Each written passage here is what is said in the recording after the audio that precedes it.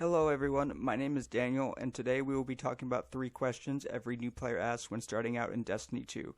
Now, I know this topic has already been covered before by other people, but I wanted to offer my perspective as a new player.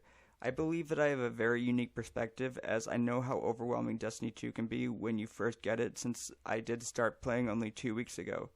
I also believe that I can help answer some simple questions that a lot of new players had, including myself, when first starting the game, as well as explain what worked for me so I can hopefully make your experience even better than mine. With that being said, let's get into the video. One of the first things that a new player asks when starting the game for the first time is, which class should I choose? Which class is most beginner friendly? Now, of course, the answer to this question is extremely subjective. With that being said, there really isn't a best option or best class in Destiny 2. Each class has both defensive and offensive options, and no matter what class you choose, you'll still be able to play all the content Destiny 2 has to offer. With that being said, I would also highly recommend you try every class at some point, specifically once you hit the hard cap of 1,000. Each class feels really unique and different, and it feels like you're playing a different game every time you play a class. I definitely recommend you either play Titan or Warlock though. One of the second questions I had after completing the opening mission was, what am I supposed to do? Where was the story? I honestly couldn't find it for the longest time until I came across a Reddit post explaining that you had to pick up the storyline of Destiny 2 from Amanda Holliday in the hangar. I really wish I knew this earlier, as when I found out that there was a story, it was around 40 hours into my game. Now, you may be asking yourself, Daniel, where is Amanda Holliday? Amanda Holliday is located in the hangar at the tower. To get to her, once you spawn, take a left and follow the path all the way to the bottom till you get to the hangar. Once you enter the hangar, you're going to want to take a slight right, and Amanda Holliday should be the first named NPC you come across. Amanda Holliday, once spoken to, will give you the Red War campaign, the Curse of Osiris campaign, and Warmind campaign. If you want to play the campaigns in order, the order of the story is Red War, Curse of Osiris, Warmind, Forsaken, and Shadowkeep. Completing the campaign in that order will allow you to keep up to date with the story in Destiny 2. After you complete the story missions, there's still a plethora of things you can do in Destiny 2. Looking at the map for the first time, especially how many planets there are, and the sheer amount of things on the screen, it can look like a lot. I definitely can relate to that. So I wanted to make this section about explaining each activity as best as possible, so it can feel a lot less scary to dive into. Before I go on explaining each activity, I would like to preface this by saying that you can get to max light level without even touching player versus enemy content. With that being said, let's get into the list. Starting off, we have the Crucible. The Crucible is a PvP arena that pits Guardians together in either 6v6 or 4v4 game modes.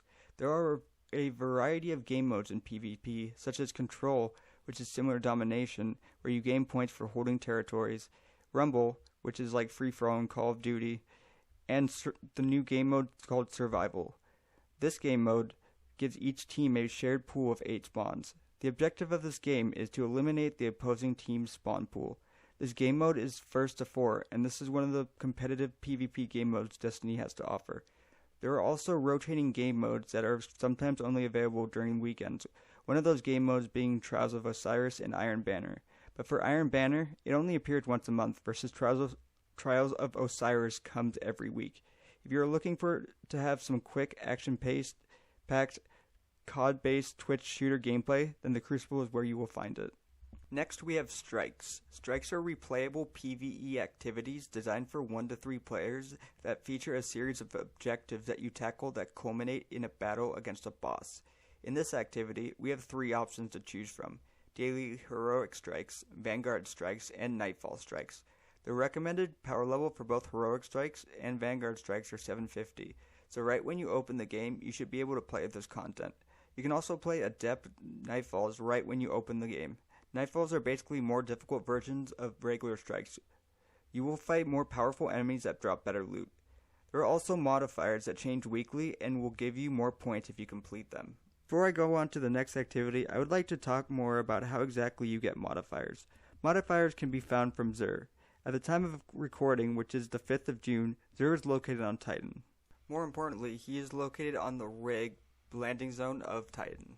He is located in a little cubby next to an adventure on Titan.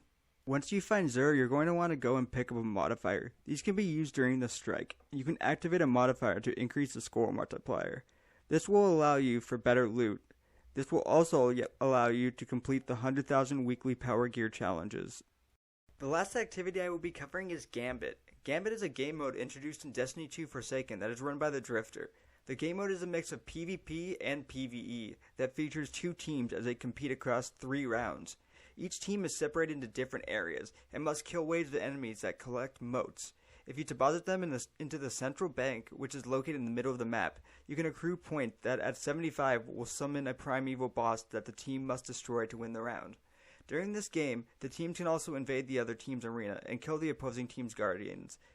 Killing them during the banking phase will make them drop the motes they currently have, and during the primeval phase, the killing a guardian will heal the primeval. There is also a game mode similar to Gambit called Gambit Prime, which is similar to Gambit but only 1 round.